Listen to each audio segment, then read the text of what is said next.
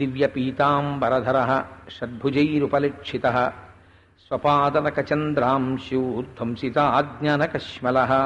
హరి ఓం. పరమేశ్వర స్వరూపమైన సభకి నమస్కారం. పతంగము, పతంగమును ఆయన స్వీకరించారు. పతంగము అంటే అమరకోశం అంటుంది, అగ్నిహోత్రమునందు పడిపోయేటటువంటి స్వభావం ఉన్నదానికి పతంగము అని పేరు.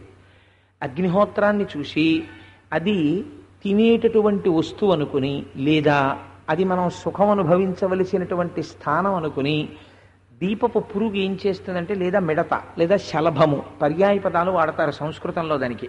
అది అగ్నిహోత్రానికి దగ్గరగా వెడుతుంది. వెళ్ళి మరి దానికి అదేం వ్యామోహమో తెలియదు, అగ్నిహోత్రం దగ్గరగా వెళ్ళి తిరగడంలో అది ఆ అగ్నిహోత్రంలో పడిపోయి కాలిపోయి రెక్కలు ఊడిపోయి ఆ చిట్ట చివరికి మృత్యువుని పొందుతుంది. కాబట్టి నేను ఒక శలభమును లేదా ఒక మిడతని లేదా ఒక పతంగమును, పతంగమనగా దీపపు పురుగు అనుకోండి, ఆ దీపపు పురుగు లేదా సంస్కృతంలో దానికి ఖచ్చితమైనటువంటి జవాబు చెప్పాలి అంటే, అగ్నిహోత్రము చేత ఆకర్షింపబడి అగ్నిహోత్రము దగ్గరకు వెళ్ళి శరీరమును వదిలిపెట్టేటటువంటి స్వభావం ఉన్నటువంటి జీవి. దానిని నేను గురువుగా స్వీకరించి తిని. ఈ మాట దత్తాత్రేయ స్వామి వారు ఎందుకు అన్నట్లు కానండి, నేను ఒక విషయం విజ్ఞాపన చేస్తాను. ఇది ప్రత్యేకించి పతంగము అనేటటువంటిది మన జీవితంలో చాలా గొప్ప విషయాన్ని బోధ చేసేటటువంటి స్వరూపం. అందుకేనేమో గురు చరిత్ర మొదలుపెట్టి దగ్గర నుంచి దీపపు పురుగులు మాత్రం ఆగకుండా ఇలాగే వస్తున్నాయి. ఎందుచేతనంటే యథార్థానికి అవి గురుస్వరూపాలు. మరి 24 మంది గురువుల్లో అవి కూడా ఉన్నాయి కదా, అందుకని ఇంతమంది గురువులు వస్తున్నట్టే లెక్క. దత్తాత్రేయ స్వామి వారికి గురువులవి. పతంగము ఎలా గురువు అవుతుంది మీరు ఆలోచించండి. మనకి ఇంద్రియములు అని ఉన్నాయి. మీరు ఈ విషయాన్ని కొంచెం జాగ్రత్తగా అర్థం చేసుకుంటే ఈ ఒక్క విషయమే మన జీవితాన్ని ఒక కొత్త కోణంలోకి తిప్పేస్తుంది. ఇంద్రియములు అని పిలుస్తారు. ఇందులో కర్మేంద్రియాల సంగతి కొంచెం పక్కన పెట్టండి. ఎందుకంటే కర్మేంద్రియాలు అంటే కాళ్ళు, చేతులు, నోరు, మలస్థానము, మూత్రస్థానము, ఈ 5 కర్మేంద్రియములు అంటారు. జ్ఞానేంద్రియములు అని 5 ఉంటాయి. అవి కన్ను, ముక్కు, నాలుక, చెవి, చర్మము, ఈ 5. వీటిని జ్ఞానేంద్రియములు అని పిలుస్తారు. జ్ఞానేంద్రియములు అని ఎందుకు పిలుస్తారంటే, ఇవి బాహ్యమునందుండేటటువంటి అన్ని విషయములతో అనుసంధానం చేస్తాయి. ఇవి ప్రపంచంలో ఏం జరుగుతోంది కన్ను ముందు చూస్తుంది, ఏవి వినపడుతున్నాయి చెవి పొందుతూ ఉంటుంది, ఏ వస్తువుల్ని ముట్టుకోవచ్చు స్పర్శ సుఖాన్ని లేదా స్పర్శ చేత దుఃఖాన్ని చర్మం చెప్తుంది. ఒక వస్తువుని ముట్టుకున్నారనుకోండి, అబ్బా చాలా బాగుంది మెత్తగా ఉందండి ఇది. ఒక పువ్వుని ముట్టుకున్నారు, చాలా బాగుంది మెత్తగా అంటుంది, ఎవరు చెప్తారు? చర్మం చెప్తుంది. ఒక ముళ్ళు ముట్టుకున్నారు, అబ్బేబే చాలా బాధాకరంగా ఉంది, ఎవరు చెప్తారు? చర్మం చెప్తుంది. చేత తెలియచెప్పేటటువంటి స్వరూపము కలిగినటువంటి 5 ఇంద్రియాలని జ్ఞానేంద్రియములు అని పిలుస్తారు. ఈ 5 జ్ఞానేంద్రియములు 5 కర్మేంద్రియములు ఉంటాయి. కానీ ఈ ఇంద్రియాలకి ఒక లక్షణం ఉంది. ఇవి ఎటువంటివంటే వీటికి ఏమీ ప్రమేయం ఉండదు. అవి సుఖాన్నివ్వడమా దుఃఖాన్నివ్వడమా అన్న విషయంలో ఇంద్రియాలకి స్వాతంత్ర బుద్ధి ఏముండదు. వీటిని నడిపే రౌతు ఒకడు ఉంటాడు. అవి ఆ నడిపేటటువంటి రౌతు పేరు మనస్సు. ఆ మనస్సు ఏం చేస్తుందంటే ఈ 5 గుర్రాల కళ్ళేలు తన చేతిలో పెట్టుకుంటుంది. పెట్టుకుని మనస్సు ఎప్పుడూ కూడా ఈశ్వరాభిముఖం అవడాన్ని మనస్సు అంగీకరించదు. అది విషయ సుఖములను అడుగుతుంది. కాబట్టి కంటిని దేనికి వాడుకుంటుంది? మీరు మనస్సు యొక్క రహస్యాన్ని గమనించడం మొదలు పెడితే అసలు దాన్ని మించిన సినిమా ప్రపంచంలో లేదు. అది కాసేపు ఏమంటుందంటే, కూర్చుని కంటితో చూసి సుఖమును అనుభవించు. అన్నిటికన్నా పెద్ద సుఖం ఎక్కువసేపు మనస్సు సుఖానుభూతిని దేనితో పొందుతుందంటే కంటితో పొందుతుంది. చూసి ఆనందించు ఉంటుంది. అందుకే ప్రపంచాన్ని చూస్తూ గడిపేస్తాం. చూసి ఆనందం పొందుతుంది. కొంతసేపు అయిన తర్వాత దానికి విసుగెత్తుతుంది. ఎంతసేపు చూస్తాం అంటుంది. ఏదో టీవీ పెడుతుంది, చూస్తుంది, చూసి ఎంతసేపు చూస్తాం, విసుగుస్తోంది అంటుంది. విసుగు కంటికి రాదండి, కన్ను చూస్తూనే ఉంటుంది. తర్వాత కూడా విసుగు ఎవరికి వచ్చింది? సారథికి విసుగు వచ్చింది, మనస్సుకి విసుగు వచ్చింది. ఇప్పుడు అది ఏం చేస్తుందంటే కంటిని పక్కన పెడుతుంది, చెవిని తీసుకుంటుంది. కాసేపు నీ ద్వారా సుఖాన్ని అనుభవిస్తానంటుంది అని దానికి ఇష్టం వచ్చిన పాటలు ఏవో పెడుతుంది. పెట్టి వాటిని వింటూ ఉంటుంది. కాసేపు అయిపోతుంది. ఎంతసేపు వింటాం? కన్ను చెవి పక్కన పెడుతుంది. వంటింట్లోకి వెళ్ళి ఆ డబ్బాలన్నీ తీసి, ఇప్పుడేం అవసరం లేదు శరీరానికి, అదేం అడగలేదు, ఆకలేస్తోంది అని అడగలేదు, అయినా సరే సుఖం, దానికి ఏదో రకంగా సుఖం ఉండాలి. ఆ డబ్బాలన్నీ వెతుకుతుంది, ఏదో కనపడుతుంది, ఆ కనపడిన పదార్థాన్ని నోట్లో వేసుకుని ఇది బాగుంది, దీనికి అవసరం లేదు, అయినా ఇది తింటుంది నాలుక. ఎందుకంటే దానికి రసేంద్రియం, కాసేపు దాంతో అనుభవిస్తుంది, బాగుంది, రుచిగా ఉందంటుంది. ఇది అయిపోయింది, మళ్ళీ ఏం చేయాలి? మళ్ళీ కాసేపు ఏం తోచదు దానికి. అందుకని ఇప్పుడు కాసేపు స్పర్శేంద్రియంతో సుఖాన్ని అనుభవిస్తుంది. బీరువా తీసి మొన్న శ్రీరామనవమి కట్టుకుందాం అనుకున్న పట్టుపంచ ఎంత మెత్తగా ఉందో అని కాసేపు ఆ పట్టుపంచ అటు తిప్పి ఇటు తిప్పి అంచు బాగుందని కంటితో చూసి ముట్టుకుని పొంగిపోయి లోపలెట్టుకుంటుంది. కాబట్టి స్పర్శేంద్రియంతో సుఖాన్ని పొందుతుంది. ఇలా కంటి చేత, చెవి చేత. ఇంకా కొంతమంది ఉంటారు, చాలా ఆశ్చర్యకరంగా ఉంటుంది, వాళ్ళకి ఇవన్నీ సరిపోవు, ముక్కుతో కూడా ఆనందాన్ని అనుభవిస్తారు. ముక్కుతో ఆనందం అనుభవించేటటువంటిది లేకపోతే మీరు చూడండి, ఇళ్లల్లో స్ప్రే కొట్టుకుంటారు, బట్టలకి సెంటు రాసుకోవడం, ఇవన్నీ దేనికి అంటే ముక్కుకి కొంత తృప్తి కలగడం కోసం. అందుకని వాసన చేత తృప్తిని పొందుతుంది. ఈ ఐదింటిని పట్టుకుని మార్చి మార్చి మార్చి మార్చి సుఖాన్ని పొందుతుంటుంది. దీనివల్ల ప్రమాదం ఏముందండి? ఇలా మార్చి మార్చి అడిగితే మధ్యలో మీరెందుకు అంత బాధపడిపోతారు? దత్తాత్రేయుల వారి కథ చెప్పమంటే మనస్సు ఏమిటో ఇంద్రియాలను అట్టుకుని ఇవన్నీ వాసన చూస్తోంది, రుచి చూస్తోంది, మీకేమిటి బాధ అని మీరు నన్ను అడగచ్చు. నాకేం బాధ లేదు, దత్తాత్రేయుల వారు చెప్పారు కాబట్టి చెప్తున్నాను. ఈ మనస్సు ఏం చేస్తుందంటే క్రమక్రమంగా రుచి మరుగుతుంది. రుచి మరగడం అంటే కంటితో చూసిన వస్తువుల్లో దానికి ఏదో నచ్చుతుంది, దాన్ని చూసి ఇవాళ విసుగెత్తిందే అది రేపు ఏమంటుందంటే మళ్ళీ చూడు అంటుంది. ఆ టైంకి మళ్ళీ ఆ టైం అయ్యేటప్పటికి అది చూడ్డానికి కూర్చుంటాడు. మళ్ళీ విను అంటుంది, వింటుంది. దీన్ని మెల్లిగా వాసనారూపంగా మారుస్తుంది. ఆ చూడ్డమే అలవాటుగా పెట్టుకుంటుంది, ఆ వినడమే అలవాటు చేసుకుంటుంది. దీనివల్ల ప్రమాదం ఎక్కడొస్తుంది అని మీరు నన్ను అడగచ్చు. ఇది మెల్లిమెల్లిగా మనస్సుకి సుఖము అనేటటువంటి మాటకి మీరు బాగా కట్టుబడిపోయారు అనుకోండి, కొన్నాళ్ళకి ఏమైపోతుందో తెలుసా అండి? మీరు అసలు ఆ ఇంద్రియాల్ని దాటలేరు. ఎప్పుడూ కూడా తినడం, చూడడం, వినడం, తిరగడం, పడుకోవడం, లేవడం, ఇంద్రియాలతో తిరగడం, ఇంద్రియాలతో సుఖం అనుభవించడం, పడుకోవడం, ఇది అలవాటైపోతుంది. అలవాటైపోతే అది వాసనలు మరుగుతుంది. దానికి ఇన్ని రుచులది చూస్తున్నా ఏదో కొన్ని విషయాల మీద ప్రత్యేకమైన శ్రద్ధ ఉంటుంది. ఆ సుఖం నేను ఎలా చెప్పాలో నాకు అర్థం కావట్లేదు, అది ఒక రకమైన వెర్రి సుఖాన్ని మరుగుతుంది. శరీరం ఏమైపోతుందంటే ఉడిగిపోతుంది. ఇది దీనికి కొన్నాళ్ళు అయిపోయిన తర్వాత ఇంకా సుఖాన్ని అనుభవించే శక్తి దీనికి ఉండదు. మీకు నేను ఒక ఉదాహరణ చెప్తే మీరు తొందరగా పట్టుకుంటారు. ఒక చింతకాయ పచ్చడి అన్న దాని మీద రసేంద్రియంతో మరిగేడు ఒకడు. వాడికి ఈ చింతకాయ పచ్చడి అన్నదాని మీద విపరీతమైన వ్యామోహం. ఏమైపోతుందంటే ఈ శరీరం ఉడిగిపోయి డాక్టర్ గారు అంటారు, నువ్వు పుల్లటి పదార్థం కానీ కారంగా ఉన్న పదార్థం కానీ తింటే నీ రక్తనాళములు చిట్లిపోతాయి, బీపీ పెరిగిపోతుంది, ఎందుకంటే అది నీకు ఇంకా పడదు, నువ్వు తినకూడదు, లేదా నీ గుండెకి ప్రమాదం వస్తుంది, నువ్వు తినకూడదు, నువ్వు చాలా సాత్వికమైన పదార్థం తినాలని చెప్తాడు. కానీ ఈ నాలుకకి ఆయన బానిసైపోయాడు. దీనికి రుచి నేర్పడమే మనస్సుకు అలవాటు పడింది. అప్పుడు అది ఏం చేస్తుందో తెలుసా అండి? ఈ శరీరమే పడిపోతుంది అన్నది అంగీకరించదు. నాకు అనవసరం పడిపోయినా. ఒక్కొక్కసారి తెంపరితనంగా ఉంటుంది భార్య. ఎంత తెంపరితనంగా ఉంటుందంటే ఈ పని చేస్తే నేను చచ్చిపోతానంటాడు భర్త. నాకు అనవసరం, నువ్వు చెయ్యి అంటుంది. కైకమ్మ మంది దశరథ మహారాజు గారిని అలాగ నిగ్రహిస్తుంది మనస్సు. నువ్వు చచ్చిపోతే నాకు అనవసరం, నువ్వు చింతకాయ పచ్చడి తినవలసిందే. మీరు చూడలేదండి? నేను సభాముఖంగా చెప్పడం ఎందుకు, నేను ఎంతమందినో చూశాను.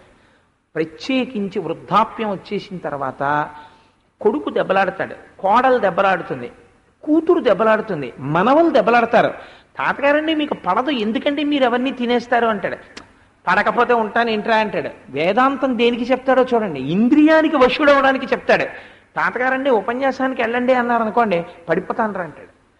ఉండిపోతారు ఏంటంటే తాతగారు పడిపోతే వెళ్ళి ఉపన్యాసం వినంటే వెళ్ళడం. అంటే ఇప్పుడు వేదాంతం దేనికి పనికొచ్చింది? ఇంద్రియ సుఖానికే పనికొచ్చింది. కాబట్టి అది తీసి పోని ఇంత పెట్టవే అంటాడు. వాడికి కావలసింది అన్నం కాదు, బ్రతకడానికి అన్నం అడగడు, నాలుకకి రుచి అడుగుతాడు. అందుకని ఇంత పచ్చడి పెట్టి అంటాడు. విసుక్కుని కోడలో కూతురో ఇంత చింతకాయ పచ్చడి వేస్తారు. వేస్తే ఇంత బ్రతుకు బ్రతికిన వాడు ఇంత విసుక్కుంటూ పెట్టిన దిక్కుమాలిన చింతకాయ పచ్చడి తినకపోతే చచ్చిపోతానా అనుకోడు. ఆ చింతకాయ పచ్చడి తీసి ఇంతకన్నా నాకు ఎక్కువ పెట్టరేమో అని నాలుక్కి రాసుకుంటాడు. రాసుకుని దాన్ని ఆస్వాదించి పొంగిపోతాడు. ఎంత బాగుందో, చింతకాయ పచ్చడి తింటూ చచ్చిపోయినా పర్వాలేదు కానీ అది తినకుండా బ్రతకడం అనవసరం అని ఒక సిద్ధాంతాన్ని చేసుకుంటాడు. ఇప్పుడు ఏమైపోయింది చెప్పండి, ఆఖరికి ఏమవుతుందో తెలుసా అండి? ఇది చచ్చిపోయే ముందు కూడా, నేను ఇంతకన్నా ఉదాహరణ సభాముఖంగా చెప్తే బాగుండదు కాబట్టి చెప్పట్లేదు, ఈశ్వరుడికి ఏమీ ఆయన ప్రమేయం పెట్టుకోడు, బుద్ధినిచ్చి వదిలిపెట్టేస్తాడు. ఈ చింతకాయ పచ్చడి వ్యామోహం ఎక్కడికి వెళ్ళిపోతుందంటే, చచ్చిపోయే ముందు వాడు ఏదో హాస్పిటల్లో ఉంటాడో 20 రోజులు, ఇంత చింతకాయ పచ్చడి అన్నం తినాలనుందే, జింహ చచ్చిపోయిందంటాడు. అంటే కోడలు అంటుంది, తప్పు మాయగారండి, ఇప్పుడు చింతకాయ పచ్చడి తినడం ఏమిటంటే, డాక్టర్లు చంపేస్తారు నన్ను, ఇప్పుడు పెట్టకూడదన్నారు, మీకు ఇంటికి వచ్చి తగ్గిపోయిన తర్వాత చింతకాయ పచ్చడి పెడతానంటే. వాడి వ్యామోహం ఎక్కడుండిపోతుందో తెలుసా అండి? దిక్కుమాలిన చింతకాయ పచ్చడి మీద ఉండిపోయి అది తలుచుకుంటూ ఉండగా ఊపిరిపోయిందనుకోండి, వీడి చింతకాయ పచ్చడి అడిగాడు కాబట్టి వీడిని ఏం చేస్తారంటే, ఓ చింత చెట్టుకి పట్టినటువంటి ఒక పెద్ద చింత పండులో ఒక చింతకాయ పండిపోతుంది కదా, దానికి ఓ సూక్ష్మరంధ్రం చేసుకుని ఓ పురుగై ఆ చింతపండు నాకుతూ లోపల పడుకొని ఉంటాడు. దీన్ని తీసుకెళ్ళి ఆఖరికి ఎవడా చింతకాయ పచ్చడి చేసుకుందామని కొనుక్కున్నవాడు దాన్ని రోట్లో పెట్టి దెబ్బ కొట్టినప్పుడు ఆ నలిగిపోయి చచ్చిపోతుంది. అప్పుడు దిక్కుమాల చింతకాయని పట్టుకున్నానంటే ఆ వ్యామోహం, ఆ పురుగుకి కొత్త వ్యామోహాలు ఉంటాయి, ఆ వ్యామోహానికి చిక్కుతుంది. నువ్వు పుట్టినటువంటిది మనుష్యుడిగా, నువ్వు వెళ్ళిపోయింది చింతపండులో పురుగుగా. దేనివల్ల వెళ్ళిపోయావు? అంత నీచమైన జన్మలోకి ఎలా వెళ్ళిపోయావు అని అడిగితే, మీరు చూడండి, ఒక్కొక్క పువ్వులో మీరు పూజ చేద్దామని చామంతి పూలు తెచ్చుకుని మీరు పూజ చేద్దామని చామంతి పువ్వు ఇలా పూజ చేశారనుకోండి. నిన్నటి రోజున ఒక ఆశ్చర్యకరమైన సంఘటన జరిగింది. నాకు ఈ పుష్పహారాలు వేసినప్పుడు దానికి ఉందిలా ఉంది గొంగళీ పురుగు, అది వెళ్ళిపోయింది నాకు లాయిచీలోకి. ప్రార్థనా శ్లోకాలు చదివే లోపల అది వెళ్ళిపోయింది. నేను సభాముఖంగా మాట్లాడుతూ దాన్ని నేను ఎక్కడ గోకి పట్టుకోను, అందుకు నేను వదిలిపెట్టాను. కాసేపు అలా తిరుగుతుంది, వీపు మీద తిరగని అని. ఇంటికి వెళ్ళి లాల్చీ విప్పేసి బనీని విప్పేసి దులిపే లోపల వీపంతా బాడీలెక్కిపోయింది. దాన్ని దులిపితే కింద పడింది. అలా ఒక్కొక్కసారి పూలదండలో దాక్కుని ఉంటాయి. అంటే దానివల్ల ఇప్పుడు నాకు వచ్చేసిన ప్రమాదం అదేం పాము ఏం కాదు, ఓ సబ్బెట్టు రుద్దుకుంటే పోయా. దాని గురించి నేనేం పెద్ద బాధపట్టలేదు, అది చాలా సహజం. సుబ్బారావు అది విని మీరేం బెంగ పెట్టేసుకోకండి, అయ్యో ఎంత అపచారం జరిగిపోయింది, సాధారణంగా జరుగుతాయి అవి. అందుకని పుష్పాల్లో ఒక చిన్న గొంగళీ పురుగు ఉంటుంది. మీరు పూజ చేసేసిన తర్వాత భగవన్మూర్తి మీదకి ఎక్కుతుంది ఆ పురుగు. అది ఎందుకు వచ్చిందో తెలుసా అండి? వాసనతో తాదాత్మ్యత చెంది ప్రాణోత్క్రమణం అయిపోతున్నప్పుడు ఆ వాసన మీద తాదాత్మ్యత ఉండిపోతే పువ్వులోకి పురుగుగా పంపిస్తాడు ఈశ్వరుడు. ఆఖరి శ్వాస తీసేటప్పుడు ఆఖరి శ్వాస దేని మీద, ఏ భావన మీద నిలబడితే అదే జడ్జిమెంట్ పునర్జన్మకి. ఆ ఆలోచన మీ సంస్కారంతో వస్తుంది, ఈశ్వర ప్రమేయంతో రాదు. ఈశ్వరుడేం జోక్యం చేసుకోడు. నీ ఆలోచన ఆఖరి ఊపిరికి ఏది వస్తే అది నీకు పునర్జన్మ అని చెప్తాడు. ఆఖరి ఊపిరి ఏదో నీకేం తెలుసు? నీకు తెలియదు. కాబట్టి చిన్న నొప్పి వచ్చేటప్పటికి శివ అండం అలవాటు అయిందనుకోండి, నిద్రపోయే ముందు శివ అండం అలవాటు అయిందనుకోండి, లేస్తూ శివ అండం అలవాటు అయిందనుకోండి, అన్నం తింటూ శివ అండం అలవాటు అయిందనుకోండి, మాట్లాడుతూ శివ అండం అలవాటు అయిందనుకోండి, మీరు ఏం చేస్తున్నా ఓసారి శివ అండం అలవాటు అయిపోయింది అనుకోండి, గభాలను ఊపిరాగిపోయేటప్పుడు కలుక్కుని నెప్పెడుతుంది శివ అన్నాడు అనుకోండి, శివుణ్ణే చేరిపోతాడు. ఎందుకని? లోపల మనస్సుకి అది అలవాటైంది అలా అన్నాం. కాబట్టి ఇప్పుడు ఏమైపోయింది? దాన్ని పొందేశాడంతే. వెళ్ళిపోయి నామము తరింప చేస్తుంది. ఎందుకు తరింప చేస్తుంది? ఈ సంస్కారం చేత తరింప చేస్తుంది నామం. కాబట్టి ఇంద్రియం అన్నది ఎంత ప్రమాదకరమైందో చూడండి. ఏ ఇంద్రియమైనా సరే మిమ్మల్ని పతనావస్థకి తీసుకెళ్ళిపోగలదు. కళ్ళు తీసుకెళ్ళిపోగలవు, చెవులు తీసుకెళ్ళిపోగలవు, నాలుక తీసుకెళ్ళిపోగలదు, ముక్కు తీసుకెళ్ళిపోగలదు, చెవులు తీసుకెళ్ళిపోగలవు. ఇవి చాలక వీటి మాటలు చెప్తే వినడానికి అలవాటు పడిపోయినటువంటి కాళ్ళు చేతులు కూడా తీసుకెళ్ళిపోగలవు. అదేమిటంటే పాపం కాళ్ళు చేతులకి ఉన్న తప్పేమిటండి అని మీరు నన్ను అడగచ్చు. కాళ్ళకి చేతులకి ఒక బలహీనత ఉందండి ప్రపంచంలో. ఏమిటో తెలుసా? అవి కదులుతాయి. కదిలేటప్పుడు ఆటోమేషన్ అంటారు, యాంత్రీకరణమును పొందుతాయి. మానవ శరీరంలో అదొక పెద్ద బలహీనత, అదొక పెద్ద బలము కూడా మీరు మార్చుకుంటే. అంటే నేను ఒక ఉదాహరణ చెప్తాను. మీరు ఇన్ని పువ్వులు తెచ్చి పక్కన గిన్నెలో పెట్టుకుని ఓం నిధనపతయే నమః, ఓం నిధనపతాంతికాయ నమః అంటున్నారనుకోండి. అంటున్నప్పుడు ఏమవుతుందంటే మొదట 2 పువ్వులు తీసి వేసేటప్పుడు అడిగో భగవంతుడి యొక్క మూర్తి, నువ్వు ఈ పువ్వు తీసి ఇలా వెయ్యి అని మనస్సు చేతికి చెప్తుంది. ఇది పూల పాత్ర, ఒక్కొక్క పువ్వు భగవంతుడి మీద వెయ్యి, ఓం నిధనపతయే నమః అని నోరా నువ్వను అంటుంది. మీరు 4 నామాలు చెప్పేస్తారు కదా, ఓం నిధనపతయే నమః, ఓం నిధనపతాంతికాయ నమః, ఓం ఊర్ధ్వాయ నమః, ఓం ఊర్ధ్వలింగాయ నమః అంటారు. అనగానే అది ఏం చేస్తుందంటే వెళ్ళిపోతుంది. నీకు నేర్పానా, నువ్వు ఇలా వెళ్ళి పువ్వు తీసి ఇలా వెయ్యాలన్నమాట. ఓ నోరా నువ్వేం చేయాలో తెలుసా, ఆ నామాలు నేర్పాను కదా అవి నువ్వు చెప్తూ ఉండాలన్నమాట అని దీనికి నేర్పేస్తుంది. మీకు తెలియదు, చెప్తోందని కూడా మీకు తెలియదు. తెలియకుండా అనేది చెప్పేసి ఇక్కడ చెప్పేసి దానికి చాంచల్యం అలవాటు, దానికి ఎప్పుడు సుఖం కావాలి. అందుకే ఈ పూజ ఈ ఎల్లరి అంత ఏంటరా, సరే వాడు కూర్చున్నాడు మనం పోదాం అనుకుంటుంది. అని అది ఏం చేస్తుందంటే నిన్నను మీరు చూసినటువంటి ఫస్ట్ షో సినిమాలో ఒక సంఘటన దగ్గరికి వెళ్ళిపోయి శరీరం ఇక్కడ ఉంటుంది, మీరు ఎక్కడ ఉంటారో తెలుసా అండి, సినిమా హాల్లో ఉంటారు. ఆ సినిమాలో సంఘటన జ్ఞాపకానికి వస్తుంది, అదేదో ఆలోచిస్తూ ఉంటారు. నోరు మాత్రం కర్మేంద్రియం ఏమంటుంటుంది, ఓం నిధనపతయే నమః, ఓం నిధనపతాంతికాయ నమః, ఓం ఊర్ధ్వాయ నమః, ఓం ఊర్ధ్వలింగాయ నమః, ఓం హిరణ్యాయ నమః, ఓం హిరణ్యలింగాయ నమః అంటుంటుంది. చెయ్యి పువ్వు తీసేస్తూ ఉంటుంది, వేసేస్తూ ఉంటుంది, అయిపోతూ ఉంటుంది. ఇది మాత్రం వెళ్ళిపోయింది సినిమాకి. ఎప్పుడు వస్తుంది మళ్ళీ, ఇది రిపోర్ట్ చేస్తుంది. ఏమండే మీరు పూలు ఏమన్నారు, ఇందులో అయిపోయాయి అంటుంది, ఇలా అని ఇంకేం దొరకలేదంటుంది. అప్పుడు వస్తుంది మళ్ళీ వెనక్కి వచ్చి, అయిపోయాయండి పూలు అని, ఓసారి ఇంకా ఉన్నాయి, ఆ మూలకున్నాయి ఇంకో 4 ఇలా తీయంటుంది. ఇది ఇలా 4 ఉన్నాయి కదా ఇంకాను, అందుకని మళ్ళీ ఏదో చెప్తూ ఉంటుంది. ఇది ఓం ఊర్ధ్వాయ నమః అంటుంటుంది, మళ్ళీ వేసేస్తుంది. మళ్ళీ 4 అయిపోయాక అది వస్తుంది. ఈ 4 లోపల కూడా అది ఉట్టినే ఉండదు, 4 వచ్చేసింది, ఇంకా మళ్ళీ దగ్గరికి వస్తుంది కదా, ఎందుకు తిరగడం అనేది ఏమి ఉండదు, వెళ్ళిపోతుంది. మీరు మనస్సు యొక్క చాంచల్యాన్ని కనిపెట్టాలంటే ఎక్కడ కనిపెట్టాలో తెలుసా అండి, అలా మనస్సు వెళ్ళిపోయేటటువంటి ప్రక్రియని చూసి మీరు సంతోషించాలంటే మీరు ధ్యానం చేయడానికి కూర్చోండి ప్రశాంతంగా. నేను ఒక 10 నిమిషాలు ధ్యానం చేస్తాను అని సంకల్పం చేసి తిట్టకండి మనస్సుని. మీరు గబుక్కుని మనస్సుతో తిరగబడిపోయి మీరు ఉద్రేకం పొందేశారనుకోండి, ధ్యానం మొదలంటే నాశనం అయిపోతుంది. మీరు అలా అనకూడదు, దాన్ని వాచ్ చేయాలి. ఓ కోతి ఎలా తిరుగుతుంటుందో అలా కోతిని చూసినట్టు చూసి మీరు సంతోషించడం నేర్చుకోవాలి. మొదట్లో మీరు ధ్యానం చేద్దామని ప్రాణాయామం చేసి ఒక ధ్యాన శ్లోకము అని ఉంటుంది మనకి, ఏదో ఒక పరమాత్మ యొక్క స్వరూపాన్ని చెప్పాలనుకోండి. ఒక ఉదాహరణకి నేను పార్వతీ పరమేశ్వరుల ఆరాధన చేస్తూ వాళ్ళిద్దరు ఎలా ఉంటారు, ఒక ధ్యాన శ్లోకం ఏదో చదువుకుంటాను అనుకోండి ఉదాహరణకి. కళాభ్యాం చూడాలంకృత శశి కళాభ్యాం నిజ తప ఫలాభ్యాం భక్తీషు ప్రకటిత ఫలాభ్యాం భవతు మే అంటాను. ఇలా కూర్చున్నారు, వారి స్వరూపాన్ని దర్శనం చేస్తాను. ఇక్కడ కాదు, ఇక్కడ కళ్ళు మూసేసి ఇక్కడికి వెళ్ళే ప్రయత్నం చేస్తాను. ఆ పార్వతీ పరమేశ్వరుల పాదాలు పట్టుకొని ఆ పాదాల మీద పువ్వులు వేద్దాం అని. ఈలోగా కింద అపార్ట్మెంట్లో ఈశాన్యంలో పూజ గదిలో కూర్చుని నేను పూజ చేసుకుంటున్నాను అనుకోండి, తోటకూర, గోంగూర, పాలకూర, మెంతికూర అని అరుస్తాడు ఎవడో. ఎంత చిత్రంగా ఉంటుందో తెలుసా అండి, ఇది వింటుంది. ఇక్కడ ధ్యానం చెయ్యి, ధ్యాన శ్లోకం చెప్పాను కదా, ఇలా ఉంటారు కదా పార్వతీ పరమేశ్వరులు అంటే, ఇది దీని గురించి ఆలోచించమన్నాను కదా నేను. పాపం ఈ కళ్ళు ఇలా మూసుకునే ఉంటాయి, నేను ఇలాగే ఉంటాను. ఇది ఎక్కడికి వెళ్ళిపోతుందో తెలుసా అండి, ఈ పాలకూర, తోటకూర, మెంతికూర, ఆకుకూర తిని 4-5 రోజులు అయిపోయింది, ఇది మెంతికూర పుచ్చుకుంటే బాగుండు ఇవాళ. ఆ మెంతికూర తింటే కాస్త కడుపులో ఉన్న సూక్ష్మక్రిములు అవి కూడా పోతాయి.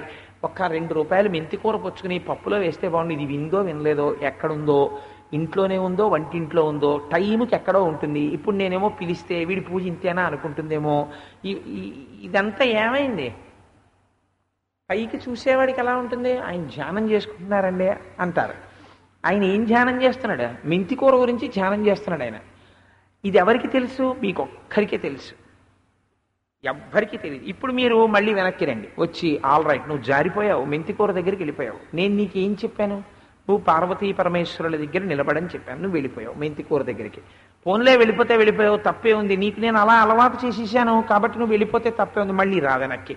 ఎక్కడి వరకు వచ్చాం మనం, పాదాల దగ్గర నుంచి కదా చూస్తున్నాం. ఏం చీర కట్టుకుంది అమ్మవారు, ఎర్రటి చీర కట్టుకుంది. అయ్యవారు ఏం కట్టుకున్నారు, పట్టు పీతాంబరం కట్టుకున్నారు అనుకున్నాం కదా అని మళ్ళీ మొదలెట్టండి. ఎవడో స్కూటర్ స్టార్ట్ చేస్తాడు, మళ్ళీ అంత స్టార్ట్ చేసి అంత రైస్ చేయకపోతే గేర్ వేసుకుని బయలుదేరిపోవచ్చు కదా, ఎందుకు అంత సౌండ్ చేస్తాడు, ఎవరై ఉంటారు, ఫస్ట్ ఫ్లోర్ ఆయనకి ఎలా మళ్ళీ వెళ్ళిపోతుంది. మళ్ళీ మీరు వాచ్ చేసి మళ్ళీ తీసుకురండి. మళ్ళీ వెళ్ళిపోయావా స్కూటర్ దగ్గరికి, నీకు ఎందుకు ఆ స్కూటర్ విషయం, నీకేం చెప్పాను, పార్వతీ పరమేశ్వరులు. ఎక్కడికి వచ్చాం, మళ్ళీ పట్టు పీతాంబరం, మళ్ళీ మొదలెట్టావు. ఈలోగా లిఫ్ట్ ఎవడో క్లోజ్ చేయలేదు, కీ కీ కీ అంటోంది, అది మళ్ళీ అక్కడికి వెడుతుంది. ఈ థర్డ్ ఫ్లోర్ వాళ్ళు ఎప్పుడు లిఫ్ట్ క్లోజ్ చేయరు, ఇలాగే అనవసరంగా ఉండిపోతుంది. మనకేమో ఆఫీస్ వాళ్ళకి అది దిగట్లేదు, మళ్ళీ అక్కడికి వెడుతుంది. మళ్ళీ నీకేం చెప్పాను, మళ్ళీ లిఫ్ట్ దగ్గరికి వెళ్ళావు, పట్టు పీతాంబరం, మళ్ళీ రా. ఇలా మీరు అలవాటు కొట్టి కొట్టి కొట్టి కొడితే దాన్ని, రామకృష్ణ పరమహంస అయితే అన్నారు, కానీ దీనికి ఏముండాలో తెలుసా అండి, కనీసం ఈశ్వరుడి దగ్గర అంగీకరించగలిగిన నిబద్ధత ఉండాలి. ఆల్ రైట్, నేను ఇవాళ పావుగంట ధ్యానం చేశానండి, ఫ్యూ సెకండ్స్ నిజంగా నిలబడింది మనస్సు. చంద్రశేఖర పరమాచార్య స్వామి అయితే అన్నారు, మీరు కోరుకున్న వస్తువు ఇక్కడ 18 సెకండ్లు ఈశ్వరుణ్ణి మీరు నిలబెట్టగలిగితే మీరు మోక్షాధికారి కలియుగమునందు. 18 సెకండ్లు మీరు కలియుగంలో నిలబెట్టలేరు, మనస్సుని జారిపోతుంది. 18 సెకండ్లు కానీ మీరు నిలబెట్టారనుకోండి, బయట పాలకూర ఇది వింటుంది, వినడం అలవాటు, కానీ మనస్సు రిసీవ్ చేసుకోలేదు, మనస్సు దాన్ని గ్రహించలేదు అనుకోండి. లిఫ్ట్ చప్పుడైంది, అది పుచ్చుకోలేదు, ఎదురుగుండా ఎవరో మీకు ఇష్టమైన వాళ్ళు నడిచారు వెనకాల, మీకు తెలియలేదు. అంటే ఏం జరుగుతున్నా గ్రహించకుండా మనస్సు ఇక్కడ చూస్తున్న పార్వతీ పరమేశ్వరుల మీద 18 సెకండ్లు నిలబడింది అనుకోండి, మీరు మోక్షాధికారి అయినట్టు. అంటే కలియుగంలో ధ్యానమునందు కూర్చోవడం ఎంత కష్టమో మీరు ఆలోచించండి. మీరు కోటేశ్వరరావు గారు చెప్పారు అని కాదు, మీరు ఎప్పుడైనా ప్రయత్నం చెయ్యండి. మనస్సు ఎప్పుడూ ఇంద్రియాలని పట్టుకుని ఇలా జారిపోతూ ఉంటుంది. అయితే మీరు ఈ బలహీనతని అడ్డుపెట్టి దాన్ని బలం కింద మార్చాలి. ఎలా మార్చాలో తెలుసా అండి, పిల్లాడు సాయంకాలం అయ్యేటప్పటికి క్రికెట్ ఆడకుండా ఉండలేడు అనుకోండి, నువ్వు రేపటి నుంచి క్రికెట్ ఆడితే నీ కాళ్ళు విరిచేస్తాను, 5 అయ్యేటప్పటికి నువ్వు స్కూల్ నుంచి వచ్చి స్నానం చేసి పుస్తకం చదవన్నారు అనుకోండి, వాడికి వస్తున్న 40 మార్కులు కూడా రావు. ఎందుకో తెలుసా అండి, వాడు అక్బర్ చక్రవర్తి మొఘలా ఈ సామ్రాజ్యమును పరిపాలించుతుండెనో అంటుంటాడు, కానీ ఈ పాటికి మన వాళ్ళు టాస్ వేసేసుకుని ఉంటారు, 2 టీమ్స్ అయిపోయి ఉంటారు, బ్యాటింగ్ ఎవరు చేస్తున్నారో అదే మనస్సులో ఉంటుంది. ఇక్కడ హుమయూన్ చక్రవర్తి కుమారుడు అక్బర్ అని చదువుతూ ఉంటాడు, మనస్సు అక్కడుంది వాడికి, ఇది లోపలికి వెళ్ళదు వాడికి. ఇది వెళ్ళేట్టు మీరు చెయ్యాలంటే ఏం చేయాలో తెలుసా అండి, తల్లిదండ్రులకి ఒక చిట్కా తెలియాలి. నువ్వు క్రికెట్ ఆడవద్దు అని నేను ఎప్పుడూ అంటలేదు, నువ్వు రాగానే క్రికెట్కి వెళ్ళిపో. 5 స్కూల్ నుంచి వచ్చేయాలి, నువ్వు 5:15కి మీరు మీ స్కూల్ వదులుతారు, 5 నువ్వు ఇంట్లో ఉండాలి. 5 గంటల 10 నిమిషాలు నువ్వు కాళ్ళు చేతులు కడుక్కోవడం, నీ పాలు తాగేయడం అయిపోవాలి. 5 గంటల 10 నిమిషాల నుంచి నువ్వు క్రికెట్ గ్రౌండ్కి వెళ్ళడానికి ఒక 10 నిమిషాలు, 5:20, 6:30 వరకు నువ్వు క్రికెట్ ఆడుకో. వచ్చి స్నానం చేసేసి 7 గంటల నుంచి నువ్వు పాఠం ఎలా చదవాలంటే, నేను 8 గంటలకు అన్నం పెట్టే ముందు వచ్చి ప్రశ్న వేస్తాను, నువ్వు కరెక్ట్గా చెప్పాలి. నువ్వు అలా చదువుకుంటే ప్రతిరోజు నువ్వు అలా చదువు, నువ్వు రోజు క్రికెట్కి వెళ్ళడానికి నేను టైం ఇస్తాను అని మీరు అనండి. వాడు దానికోసం పరిగెత్తుకుంటూ వస్తాడు, కాళ్ళు చేతులు కడుక్కుంటాడు, పాలు తాగుతాడు, 5 నిమిషాలు పరిగెత్తుకుంటూ క్రికెట్కి వెళ్ళిపోతాడు, 6:30 వరకు క్రికెట్ ఆడతాడు, మళ్ళీ ఇంటికి వస్తాడు, చదువుకుంటాడు. ఇది చదవకపోతే రేపు పొద్దున క్రికెట్కి వెళ్ళడానికి లేదు. కాబట్టి మీరు మొదటే మనస్సుని రేపు ధ్యానం మొదలెట్టి, అత్యరి నువ్వు వెళ్ళిపోయావు అని మీరు అల్లరి మొదలెట్టారనుకోండి మనస్సుతోటి, అందులోంచి ఇంకా మనకి దుఃఖం వచ్చేసి, అయ్యో నేను ధ్యానం చేయలేకపోతున్నాను అని బాధ వచ్చేసి, బెంగొచ్చేసి, అల్లరొచ్చేసి నానా బీభత్సం అయిపోతాడు. అలా ఉండకూడదు. మనస్సు యొక్క తిరగడాన్ని మీరు ముందు గమనించాలి, గమనించి వెనక్కి తీసుకురావడం మొదలెట్టాలి. మొదలు పెడితే క్రమక్రమంగా ధ్యానం అలవాటు పడుతుంది. ఇది ఎలా అయిపోతుందో తెలుసా అండి, దానికి ఏమిటి బలహీనత, ఉండు అన్న చోట ఉండకుండా తిరుగుతూ ఉండడం అలవాటు. మీరు ఇప్పుడు ఇంద్రియాలని మార్చండి. కంటితో చూసేటప్పుడు మీ ఇంటి నిండా రకరకాల భగవన్మూర్తుల్ని పెట్టుకోండి.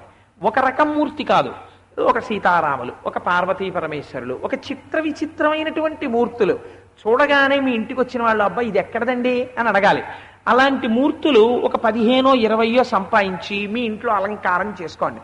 మీరు ఒక ఫోటో దగ్గర నిలబడి ఇలా చూస్తే రామాయణం అంతా ఉండాలి, అందులో దాంట్లో భాగవతం ఉండాలి, ఒక దాంట్లో ఏదో క్షీరసాగర మథనం ఉండాలి, ఒకటి అలా పడుకున్న రంగనాథుడు ఉండాలి, ఒకటి ధ్యానం చేస్తున్నటువంటి పరమశివుడు ఉండాలి. ఇలా మీ ఇంట్లో రకరకాలు ఉన్నాయనుకోండి, మీ కన్నిటి తిప్పిన ఇలా త్రిభంగి అయి నించున్న కృష్ణ పరమాత్మ ఉండాలి. ఇవన్నీ ఉన్నాయనుకోండి, కంటికి అదే అలవాటు అవుతుంది చూడడం. తర్వాత మీ చేష్టితములను అంటే మీ కర్మని మీరు నిబద్ధించారనుకోండి, 6 నుంచి 8 వరకు ఏదో పూజ చేసుకోవడం, 8 తర్వాత 8 నుంచి 8:15 మీ ఇంట్లో ఉన్న కృష్ణుడికి అలంకారం చేయడం తులసితోటి, 8:15 ఒక్కసారి గజేంద్ర మోక్షం చదవడం ప్రతిరోజు, 8:45 శివాలయానికి వెళ్ళడం, ప్రదక్షిణం చేయడం, నమస్కారం చేసుకోవడం, ఇంటికి రావడం, 9:10 9:15 ఒక 20 నిమిషాలు పేపర్ చదువుకోవడం, 9:30 టిఫిన్ తినడం, మీరు బయలుదేరడం అని మీరు ఒక షెడ్యూల్ అలవాటు చేశారనుకోండి కర్మేంద్రియాలకి. ఇది ఏం చేస్తుందో తెలుసా అండి? పాప ఆ మనస్సుకి అదే బలహీనత, జారుతుంది. కానీ ఎటు జారుతుందో తెలుసా? అమ్మ ఇవాళ పూజ లేట్ అయితే కృష్ణ పరమాత్మకు అలంకారం చేయడం లేట్ అయిపోతుందేమో, కృష్ణుడికి అలంకారం చేయడం లేట్ అయితే శివాలయం లేట్ అవుతుందేమో. ఇప్పుడు ఏం చూస్తుందో తెలుసా అండి? ఇక్కడ జారి కృష్ణుడిని చూస్తుంది, కృష్ణుడి దగ్గర జారి శివుణ్ణి చూస్తుంది. ఎటు జారిపోతే మీకెందుకు? ఏది చూస్తోంది? ఈశ్వరుణ్ణి చూస్తోంది. ఇప్పుడు మీరు ఏం చేశారు? జారిపోతున్న దాని బలహీనతని మీరు బలం చేసేశారు. ఇప్పుడు మీకు కావలసినవే 10 జారేట్టుగా మీరు మార్చారు. అది కూడా మీకు చేత కాలేదనుకోండి, ఇంకా అప్పుడు ఏమవుతుంది అంటే ఒక్కటే మార్గం చెప్తారు పెద్దలు. అప్పుడు మీరు ఆ ఇంద్రియముల యొక్క బలాన్ని మీరు అంగీకరించాలి. ఇది చాలా గొప్పదండి. అందుకే దీపపు పురుగుతో చెప్పారు. దీపపు పురుగు ఏం చేస్తోంది? ఇన్ని దీపపు పురుగులు కింద పడిపోతున్నాయి, చచ్చిపోతున్నాయి. అవి చూస్తోంది చచ్చిపోతున్నాయని. అయినా అది ఆ మంట దగ్గరికి వెళ్లకుండా ఉండలేకపోతోంది. ఆ వెళ్లకుండా ఉండలేకపోవడం అన్న బలహీనతతో దాని జాతి మొత్తం చచ్చిపోతుంది అంతే. మీరు ఇప్పుడు ఏం చేయాలంటే కొన్నాళ్ళు ప్రాక్టీస్ చేసి ఒక స్థితికి రావాలి. ఆల్ రైట్, నేను ఇన్ని రకాలుగా నా మనస్సుని నిబద్ధం చేసే ప్రయత్నం చేశాను, ఇది నా మాట వింటలేదు, ఇది జారిపోతోంది ఇప్పుడు. సో జారిపోతోంది కాబట్టి నేను ఇప్పుడు ఒక పని చేస్తాను. ఈశ్వరుడి దగ్గరికి వెళ్ళి మీకు కనీసంలో కనీసం ఆ నిజాయితీ ఉండాలి మనుష్య జన్మ వచ్చినందుకు. నేను ఈ మాట కఠినంగా అన్నానని మీరు ఆలోచించకండి, మీరు మరోలా అనుకోకండి. ఈశ్వరుడి దగ్గరికి వెళ్ళి మీరు మీ నేరాన్ని అంగీకరించగలి. ఈశ్వర, బలానా విషయంలో నేను నా ఇంద్రియాన్ని నిగ్రహించలేను, అది జారిపోతుంది, నేను దానికి లొంగిపోతాను ఈశ్వర. ఇది ఎవరు చేశారో తెలుసా అండి? మహానుభావుడు దూర్జటి చేశాడు. దూర్జటి రోజు శ్రీకాళహస్తి పక్కన ఉన్నటువంటి సువర్ణముఖి నదిలో తెల్లవారుధామున స్నానం చేసేవాడు, సంధ్యావందనం చేసుకునేవాడు, మంచి పట్టుబట్ట కట్టుకుని శివాలయంలోకి వచ్చేవాడు, ఈశ్వరాభిషేకం చేసేవాడు, రాయలవారి కొలువుకి వెళ్ళేవాడు, రాయలవారి కొలువులో కూర్చునేవాడు, పగలంతా బ్రహ్మ సంబంధమైనటువంటి విషయాలు వివరించేవాడు. సూర్యాస్తమయం అయ్యేది, ఇక్కడ సంధ్యావందనం పూర్తి చేసేవాడు, అగ్నికార్యం పూర్తి చేసేవాడు, ఇంట్లో రంభలాంటి భార్య ఉండేది, అనుకూలవతి అయిన భార్య, అంతే. రాత్రి పలహారమో భోజనమో చేసేవాడు, అంతే. మనస్సు వేశ్యవాటికల మీదకి వెళ్ళిపోయేది, వేశ్యవాడలకు వెళ్ళిపోయి రాత్రల్లా వేశ్యవాడలో గడిపేవాడు. ఆ మరునాడు తెల్లవారేటప్పటికి జ్ఞాపకానికి వచ్చేది, చిచ్చి రాత్రల్లా సానివాడలో గడిపాను, చూసావా ఏం సుఖం ఉంది ఇందులో అని మళ్ళీ సువర్ణముఖికి వెళ్ళేవాడు, స్నానం చేసేవాడు, ఈశ్వరుడి దగ్గరికి వచ్చేవాడు. గమ్మత్తేమిటో తెలుసా అండి? శివుడికి చెప్పాడు ఈ విషయం. శివ, కాయలు కాసిపోయినదిలే దేహము అన్నాడు. రాత్రి నేను సానివాడల చుట్టూ తిరిగితే ఆ సానివాళ్ళు నన్ను గిల్లారు. ఆ గిల్లుతున్నప్పుడు నా ఒళ్ళంతా పుళ్ళు పడిపోయింది ఈశ్వర. అయినా చిత్రం ఏమిటో తెలుసా శంకర, నా కామం తీరలేదు. ఎంతమంది సాని స్త్రీలను అనుభవించాను, నా కామం తీరలేదయా, ఈ కామాన్ని నేను గెలవలేనన్నాడు. వేరొకసారి గుడికి వెళ్ళాడు. దూర్జటి మహాకవి అని ఆయనకి సన్మానం చేశారు. అదే దూర్జటి వేశ్యవాడలో ఆ సన్మానం చేసిన వాళ్ళతో కలిపి రాత్రి గడిపాడు. వాళ్ళు అన్నారు మర్నాడు పొద్దున, ఈ ధూర్తుడికా మేము సన్మానం చేశాం, ఇంత పనికిమాలిన వాడికా అన్నారు. మర్నాడు శివాలయంలోకి వెళ్ళాడు. ఆయన దగ్గరికి వెళ్ళి, లోకుల్నంగని మెచ్చని ఎలుగని లోలోన నిందించని చీకాకున్బడని మహాత్ముడనని జేలొగ్గని మూకీభావమునం తిట్టని త్రోయని నీ కారుణ్యము కలిగి ఉండెనను అంతే చాలునో శంకర అన్నాడు. ఇలా సమాజంతో తిట్లు తిన్నాడు, సన్మానాలు పొందాడు. ఇంట్లో భార్యతో మీకు ఇదేమి జాడ్యం అండి అనిపించుకున్నాడు. అంత గొప్ప శివపూజా దురంధరుడయ్యాడు, మహాపండితుడయ్యాడు. సాయంకాలం అయ్యేటప్పటికీ వేశ్యవాటికల వెంట తిరిగాడు. ఆఖరణ ఓ రోజున శివుడి దగ్గరికి వెళ్ళి ఓ మాట చెప్పేశాడు. తమకంబొప్ప పరంగనాజనుల పరద్రవ్యంబులన్ మృత్యులింగ మహోద్యోగము చేయునెమ్మనము దానింపట్టి వైరాగ్య పాశంబులం చుట్టి బిగించి నీ చరణస్తంభంబులను కట్టివైచి ముదంబెన్నడు కల్గజేయగదవో శ్రీకాళహస్తీశ్వర అన్నాడు. ఈశ్వర, నేను ఈ మనస్సుని ఆపలేను, దీనికి ఇదే అలవాటు అయిపోయింది. ఇంకా ఈ మనస్సు ఎప్పుడూ స్త్రీల చుట్టూ తిరుగుతుంది. ఈశ్వర, నేను దాన్ని ఇంకా కట్టలేను. కాబట్టి నువ్వేం చేస్తావో తెలుసా? దొంగతనాన్ని అంగీకరించాను కదా, దొంగతనం చేసిన వాడిని ఏం చేయాలి? స్తంభానికి కట్టి కొట్టాలి. కాబట్టి నీ చరణ స్తంభంబులను కట్టివయిచి, నీ పాదములనేటటువంటి స్తంభాలకి భక్తి పాశాలతో కట్టేనన్ను. కట్టేస్తే నేను అప్పుడు మారుతానేమో ఈశ్వర అన్నాడు.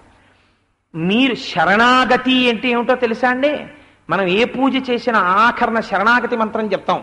శరణం తరుణీందు శేఖర శరణం మే గిరిరాజ కన్యక శరణం పునరేవతావుభౌ శరణం నాణ్యదుపైబి దైవతం అంటాం. అజ్ఞానినా మయా దోషాన్ శేషాన్ విహితాన్ హరే క్షమస్వత్వం క్షమస్వత్వం శేషశైల శిఖామణి అంటాం. శరణాగతి అంటే మీ మనస్సుని, మీ ఇంద్రియాలని మీరు గెలవలేము అని చెప్పి వాటి బలాన్ని, మీ బలహీనతని ఈశ్వరుడు ముందు అంగీకరించుట. రోషీరోయదు కామినీ జనుల తారుణ్యోరు సౌఖ్యంబులన్ బాషీబాయదు పుత్ర మిత్రధన సంపద్భ్రాంతి వాంఛాలతల్ కోయదు నా మనంబకట నీకున్ ప్రీతిగా సత్క్రియలు చేసి చేయదు దీని తుళ్ళన సవే శ్రీకాళహస్తీశ్వర అన్నాడు. ధూర్జటి ఒక్కొక్క రోజు ధూర్జటి రాసిన పద్యం ఒక్కొక్క మూడ్లో రాశాడు. ఈశ్వరుడి దగ్గర కనీసం అంగీకరించాడు. అంగీకరించి చెప్పుకుంటే ఈశ్వరానుగ్రహం కలిగింది. తీసేశాడంతే ఆ కామాన్ని. ఇప్పుడు ఏమైపోయింది? ఈ కామము ఈశ్వరుని యందు కామంగా మారిపోయింది. ఈ కన్నుకి చూడ్డం అలవాటు, భగవంతుణ్ణి చూడ్డానికి అలవాటు పడిపోయింది. మీరు గమనించండి, మనస్సుకి బలం ఎంత గొప్పదంటే మీరు దాని యందు అధికారాన్ని సాధించుకోవడంలో ఉంటుంది. చాలా మంది ఓ తెలివి తక్కువ మాట మాట్లాడుతుంటారు. నొచ్చటన రాహేశాడండి మాకు, మేమేం పెడతాం గుళ్ళోకి అంటారు. అలా అనమని మీకు బుద్ధినివ్వలేదు. మీ వాసనా బలాన్ని గెలవడానికే మీకు మనస్సు బుద్ధి ఇచ్చారు. మీరు కర్మేంద్రియాల్ని ఈశ్వరాలయానికి తీసుకెళ్లారనుకోండి, ఏమీ చెయ్యొద్దు నువ్వు గుళ్ళోకి పద అని తీసుకెళ్లారనుకోండి, మీరు డిక్టం ఇస్తే, మీరు ఆజ్ఞాపిస్తే ఇది పెడుతుంది. నువ్వు పద గుళ్ళోకి అన్నారనుకోండి, ఇది గుళ్ళోకి పెడుతుంది. తిరిగింది, దండం పెట్టు పెట్టింది, కూర్చోండి, రోజు ఇంతే, నువ్వు ఇలా వస్తుండాలి అని. అంటే మీరు సాక్షిగా మీ శరీరాన్ని, మీ మనస్సుని మీరు ఆజ్ఞాపించాలి. మీరు ఒక 2 నెలలు ఇలా వెళ్ళారు. 2 నెలలు అయిపోయిన తర్వాత ఒక రోజు వాన పడుతోంది, మీరు శివాలయానికి వెళ్ళలేరు, వర్షం పడుతోంది. కానీ అది ఏమంటుందో తెలుసా అండి? అది మనస్సుకున్న బలహీనత ఎలాంటిదంటే, మొట్టమొదట్లో మీరు ఆవును తీసుకొచ్చి కట్టుకొయ్య కడతానంటే అది ఇలా అంటుంది, కట్టించుకోదు. మీరు కొన్నాళ్ళు కట్టేయడం అలవాటు చేశారనుకోండి, అది పొలం నుంచి వచ్చేసి మీరు కట్టకపోయినా వెళ్ళి కట్టుకోయి దగ్గర నించుంటుంది కట్టేయమని. ఏంటంటే దానికి అలవాటు అయిపోయింది, పాశము చేత బంధింపబడ్డాం. అది అంటుంది ఇవాళ శివాలయానికి వెళ్ళాలి, వర్షం వస్తుంది, ఎలాగంటుంది, మీకు అదే గుర్తు చేస్తుంది. శివాలయానికి వెళ్ళాలి ఈ శరీరం అంటుంది. మీరు బలవంతంగా పంపించారు 2 నెలల క్రితం, ఇప్పుడు ఇది అంటుంది నువ్వు శివాలయానికి వెళ్ళాలి కదా. ఎలాగా అంటే వర్షం వస్తోంది కదా. మరి నిజంగా వెళ్ళాలి అని అనుకుంటే ఇవాళ ఎగ్గొట్టడం మొదలెడితే ఇంకా మళ్ళీ కారణాలు వెతుక్కుని ఎగ్గొట్టడం కూడా నేర్చుకుంటాను. నేను ముందే చెప్పేస్తున్నాను, నాకు ఆ బలహీనత ఉంది. ఈ బలహీనతని నువ్వు అధిగమించాలనుకుంటే ఒక ఉపాయం ఉంది. ఆఫీస్కి ఎలా పెడతావు ఇప్పుడు? ఇది బుద్ధితో విచారణ చేయడం అంటే. మరి ఆఫీస్కి వెళ్ళాలి కదా, ఆఫీస్ మానేస్తావా, సెలవు పెడతావా? గుడిగేసుకెడతాను. గుడికి వెళ్ళు, గుడిగేసుకుని ఏమైపోతుంది? అప్పుడు ఏమంటారు? మీ సంఘర్షణ ఒక 5 నిమిషాలు నడిచాక ఆల్ రైట్, ఆఫీస్కి వెళ్ళగలిగినామండి, శివాలయానికి ఎందుకు వెళ్ళలేను? గొడుగేసుకుని గుళ్ళోకి వెడతారు. ఇప్పుడు గుడిలోకి గొడుగు పట్టుకుని మీరు వెళ్ళకూడదు. అందుకని గొడుగు మూసేసి అక్కడ పెట్టేసి, తడిస్తే తడిశాను ఏమైంది అని ఒక ప్రదక్షిణం చేసేసి లోపలికి వెళ్ళి నమస్కారం పెట్టుకుని మీరు బయటికి వస్తారు. ఇప్పుడు అది ఏమంటుందో తెలుసా అండి? ఎంత సంతోషంగా ఉందోనే, ఇన్నాళ్ళకి జన్మెత్తినందుకు వర్షంలో తడిసిపోయినా పర్వాలేదు కానీ ప్రదక్షిణం చేసి నమస్కారం చేద్దామని మనం గుడికి రాగలిగాం, చాలు. ఎంత సంతోషంగా ఉందో, ఇవాళ శివాలయాన్ని వర్షం పడినా నేను రాగలిగాను. ఇప్పుడు దాని యందు తప్పుందా ఒప్పుందా మీరు నాకు చెప్పండి. మీరు చేసిన అలవాటు ఏదుందో దాన్ని బట్టి మీ మనస్సు ఉంటుంది. మీరు దానికి అలవాటు చేశారు, లేనిపోనివన్నీ అలవాటు చేశారు, అది నేర్చుకుంది. ఇది ఎలా వస్తుంది మార్పు అని అడిగింది శాస్త్రం. అడిగితే ఈ మార్పు మనిషి జీవితంలో రావాలంటే నీకు అంతఃపరిశీలనము అలవాటు కావాలంటే సత్సంగము వలన వస్తుంది. మీరు రోజు శివాలయానికి వెళ్ళడం అలవాటు ఉన్న వాడితో స్నేహం చేశారనుకోండి, వాడితో మాట్లాడడానికి వెళ్ళి రావయ్య శివాలయానికి వెళ్తూ మాట్లాడుకుందాం అంటాడు. ఏమంటే ఆయన రోజు గుళ్ళోకి వెడతారు, అన్నయ్య గారు మీరు కూడా వెళ్ళకూడదా అంటుంది భార్య. ఆయనకు పొడుచుకొస్తుంది, అవును నేను ఎందుకు వెళ్ళకూడదు, ఆయన పెడతాడు. ఏమంటే అన్నయ్య గారు ఇంట్లో అన్ని పుస్తకాలు ఉంటాయి, ఏదో చదువుతుంటారు, మీరు కూడా 2 మంచి పుస్తకాలు కొని చదవకూడదా అంటుంది, పుస్తకాలు చదువుతాడు. ఏమంటే అన్నయ్య గారు అస్తమానం అక్కడికి వెడతారు ఇక్కడికి వెడతారు మీరు వెళ్ళకూడదా అంటుంది, అక్కడికి వెళ్ళడం మొదలెడతాడు. అంటే నేను ఎవరిని ఎవరితోనూ పోల్చి నేను ఈ మాట చెప్పట్లా, ఒక ఉదాహరణకి చెప్తున్నాను అంతే. కాబట్టి ఇప్పుడు సత్సంగం ఏం చేసింది? మీ జీవితంలో గొప్ప మార్పు తెచ్చింది. ప్రయత్నపూర్వకంగా మీ జీవితాన్ని మీరు మార్చుకోవడం కష్టమైతే మీరు ముందు ఏం చేయాలంటే ఒక సత్పురుషుణ్ణి పట్టుకోవాలి. పట్టుకుంటే మీ ప్రభావంతో ఆయన చెడిపోయేలా చేయకూడదు. మీరు ముందు ఆయన దగ్గరికి వెళ్ళి ఆయనని అనుకరించే ప్రయత్నం చెయ్యాలి. ఆయన చేతి క్యారేజీ పట్టుకెళ్ళిపోయినట్టు, ఆయన చెప్పులు తొడుక్కెళ్ళిపోతే చెప్పులు ఆయనతో వెళ్ళిపోయినట్టు, ఆయన రుమాలు జేబులో పెట్టుకుంటే రుమాలు ప్రతిఘటించకుండా వెళ్ళిపోయినట్టు, ఆయనతో వెళ్ళిపోవడానికి మీరు సిద్ధపడిపోతూ ఉండాలి. ప్రతిదానికి ముందు ఏమిటో తెలుసండి, కలిసి తిరుగుట ముందు చేసేస్తే చాలు. ఆయన ఏమన్నా అక్కడికి వెళ్దాం అంటాడు, అలాగే సార్ వెళ్ళిపోవడం. ఏమిటి వస్తుంది వెడితే అని అడక్కో, తిరిగంతే. వెడుతూ ఉంటే ఆయన ఏదో మాట్లాడుతుంటాడు, ఆ మాటలు వినపడుతుంటాయి. ఇప్పుడు ఏమైపోతుంది, క్రమక్రమంగా ఎత్తుతున్న తొండం మీద అంకుశం దెబ్బ పడుతుంటుంది. ఇది నిన్నేం చేసేస్తుందంటే ఒకానొక నాడు తిరిగి ఆయనతో పాటు ఆయన 15 రోజులు ఏదో ఊరెళ్ళాడు అనుకోండి. ఈ 15 రోజులు మనస్సు ఏముంటుందో తెలుసా అండి, తోచట్లేదండి అస్సలు, ఆయన లేరంటే. ఆయన లేకపోతే నీకు తోచకపోవడం అంటే పూర్వం టీవీ చూసేదానిగా, ఇప్పుడు ఇది ఒప్పుకోదు. నేను తరచు విని పొంగిపోతుంటాను. దేనికి పొంగిపోతానో తెలుసా అండి, నా జన్మ సార్థకత అయింది అని నేను సంతోషపడేది ఎప్పుడంటే, నేను ఒక 45 రోజులు భాగవతం చెప్పాను అనుకోండి. నేను భాగవతం తెలిసి చెప్పాననో లేకపోతే నేను భాగవతం చెప్పాననో గర్వంతో నేను ఈ మాట అంటలేదు. ఎవరైనా కనపడి కోటేశ్వరారు భాగవతం అయిపోయిన తర్వాత ఏమీ తోచట్లేదండి అన్నారు అనుకోండి, చాలు, ఈశ్వరుడు వారిని అనుగ్రహించారనమాట. అంటే ఇప్పుడు ఆ మనస్సు దేన్ని కోరుతోంది? టీవీ లేదా, లేకపోతే పక్కిళ్ళు లేవా, స్నేహితులు లేరా, వీటిని అడగట్లేదు. భాగవతం అయిపోయింది అంటే మళ్ళీ ఎప్పుడెప్పుడు గుడికి వెళ్ళిపోదాం, ఎప్పుడెప్పుడు అలా భాగవతులతో కూర్చుందాం, అది ఏదైనా మాకు అనవసరం. ఏదో ఒకటి ఆ దేవుడి గురించి వింటూ ఉండడం, అలా రోజు కాసేపు కూర్చోవడం, వెళ్ళిపోతూ ఉండడం. నేను ఒకసారి అయ్యప్ప స్వామి గుళ్ళో భాగవతం అవుతుంటే ఒక తల్లి నా దగ్గరికి వచ్చారు. వచ్చి కన్నులు నీరు పెట్టుకుని ఆవిడ అన్నారు, ఏమండి భాగవతం ఇంకొక 3 రోజుల్లో అయిపోతుందంటే మాకు చాలా బెంగగా ఉందండి, మళ్ళీ ఎప్పటికిలా కలుస్తామో, ఎప్పటికిలా కూర్చుంటామో అంటే. ఆవిడికి సద్వస్తువు యందు ఎంత వ్యామోహాన్ని మనసు అలవాటు చేసుకుందో చూడండి 40 రోజుల్లో. అంటే నేనన్నా, అమ్మ ఓ పని చేద్దామా, రోజు నేను ఉపన్యాసాలు ఏం చెప్తానమ్మా, రోజు ఉట్టినే నేను వస్తూ ఉంటాను, సాయంకాలం కూర్చుని కాసేపు విష్ణు సహస్రం పారాయణ చేసుకు వెళ్ళిపోదాం ఏంటి అన్నాను. అంటే ఆవిడ అన్నారు, ఏమండో ఇదేదో చాలా బాగుంది, రోజు అలా చేసుకుందాం అండి కోటేశ్వరారు అన్నారు. అంటే నేనన్నాను, అమ్మ రోజు నేను ఇక్కడికి రాను కదా, హాయిగా అయ్యప్ప స్వామి గుళ్ళో కోటేశ్వరారు చెప్తుంటే అందరం కూర్చుని విష్ణు సహస్రం చేసామని మీరు చేసుకోండి ఇంటి దగ్గర, మీకు కాలక్షేపం అవుతుందో, మంచి అలవాటు అవుతుందన్నాను. ఇదేదో బాగుందండో, ఈ రోజు అలా చేస్తాను ఉండండి అన్నారు. ఇప్పుడు ఏమైంది, మళ్ళీ వచ్చిన ఖాళీ ఆవిడ్ని పాడు చేయకుండా ఆవిడ విష్ణు సహస్రం చదువుకోవడం అలవాటు చేసుకున్నారు. ఆ టైం నీకు అలవాటు పడింది వినడం, ఇప్పుడు కొత్తగా మిగిలిపోయిందని ఎందుకు పాడు చేస్తావు? ఆ టైం అలా వినియోగం చేయి. మళ్ళీ ఆయన ఎప్పుడో చెప్తాడు వచ్చి, అంటే కోటేశ్వరరావు గురించి అనుకోకండి, నా సోత్కర్ష చెప్పాను అనుకోకండి. మళ్ళీ ఎప్పుడో వింటాం, మళ్ళీ అందరం కలిసి కూర్చుంటాం. కానీ ఈ లోపల ఆ అధ్యవసాయం పాడైపోకూడదు. మొక్కకొక్కసారి నీళ్లు పోసి ఇంకా 10 రోజులు మానేశారనుకోండి, మొక్క చచ్చిపోతుంది. రోజు కాసి నీళ్లు పోస్తూ ఉండాలి. మీరు ఆ టైంలో 2 గంటలు అయ్యప్ప స్వామి గుళ్ళో గడిపేదో, సాయిబాబా గారి గుళ్ళో కొవ్వాళ్ళలో గడిపేదో, ఇప్పుడు 9 రోజులు 10 రోజులు 11 రోజులు అయిపోయిన తర్వాత అయిపోతుంది. ఇక్కడ ఇవన్నీ తీసేస్తారు, ఈ లైట్లన్నీ తీసేస్తారు, గుడి ఒక్కటే ఉంటుంది, సుబ్బారావు గారు ఉంటారు అంతే. అప్పుడు అయ్యో ఇదేంటి మళ్ళీ మనందరం ఇలా కూర్చోవడానికి లేదండి అనకూడదు. ఈ అలవాటు పోకుండా మనస్సుని మీరు రక్షించుకోవాలి, ఇంద్రియాలని రక్షించుకోవాలి. ఆల్ రైట్, నేను కొవ్వాళ్ళలో ఉన్నాను, నేను బాబాగారి గుళ్ళో ఉన్నాను అనుకుని ఒక బాబాగారి ఫోటోకు దానికి నమస్కారం చేసుకుని, బాబా నేను కొవ్వాళ్ళలో కూర్చున్నాను అనుకుని మీరు హాయిగా ఎంతసేపు పడుతుందని వాచి వంక చూడకండి. చూడకుండా శాంతాకారం భుజగశయనం పద్మనాభం సురేశం విశ్వాకారం గగన సదృశం మేఘవర్ణం శుభాంగం అంటూ దిక్కుమాలిన ఫోన్ వస్తే ఎవడో కనుక్కో, నెంబర్ రాసుకో, నేను మాట్లాడను అని ముందు చెప్పేయండి. పూనిక తీసుకోండి. తీసుకుని మీరు విష్ణు సహస్రం చేస్తున్నారు అనుకోండి, కొన్నాళ్ళు అయ్యాక అది ఏమంటుందో తెలుసా అండి, మనస్సుకున్న బలహీనత అదే. ఉపన్యాసానికి వెళ్తున్నామని చెప్పి విష్ణు సహస్రం మానేయడం ఏమిటి? ఇవాళ విష్ణు సహస్రం చదవకుండా ఉపన్యాసానికి వెళ్ళిపోయాం. ఓ పని చేద్దాం, 6:30కు ఉపన్యాసాలు, మళ్ళీ ఎప్పుడో వచ్చే ఉపన్యాసాలు, 6:30కు ఉపన్యాసానికి వెళ్ళాలి కాబట్టి ఆఫీస్ నుంచి గబగబా వచ్చేసి విష్ణు సహస్రం చదివేసుకుని వెళ్ళిపోదాం. ఎదిగే మనస్సు, తరించే మనస్సు అలా ఉంటుంది. ఇక్కడే ఉన్నారు సభలో ఆ తల్లి, ఆవిడ నేను భాగవతం చెప్పే రోజుల్లో ఆవిడ ఉద్యోగస్తురాలు.